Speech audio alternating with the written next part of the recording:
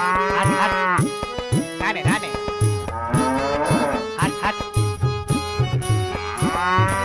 Stop! এই বুড়ো, ছাদে না, নিচে গাড়ি পার্ক করো।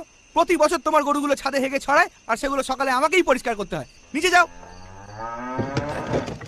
কি রে, ঘুমোস নি এখনো? তোমার সাথে বোঝাপড়া আছে। এগুলো কি বলো তো? দেখে তো মনে হচ্ছে শুকনো গোবর। তোর মাথা নাকি? আগের বছর আইফোন চেয়েছিলাম, বক্সে এগুলো ছিল। 100 টাকার গিফট লিমিটে আবার লাখ টাকার আইফোন, 10 টাকার টক টাইমে আবার ফ্রিতে কলার টিউন। নুন আনতে পান্তা ফুরাই, চাট আনতে মাল ফুরাই, সে আবার আইফোন নেবে। আর তুই একটা দামড়া শুয়ার এখনো গিফট পাচ্ছিস কি করে? গিফট লিস্টে তোর বয়স তো মনে হচ্ছে কমানো আছে। এবার তো দেখছি সবার ডকুমেন্টস কেওয়াইসি করতে হবে। ঘোড়া ঠ্যাং করবে তুমি। তোমার তো নিজেরই চাকরিতে 10 বছর কমানো, আর করালেও ছেঁড়া গেছে আমার। গিফট পর এটাই আমার শেষ বছর, তাই আমার একটা আইফোন চাই। তোকে 1 লাখ টাকা দিতে হলে কতজনের থেকে মারতে হবে তুই জানিস?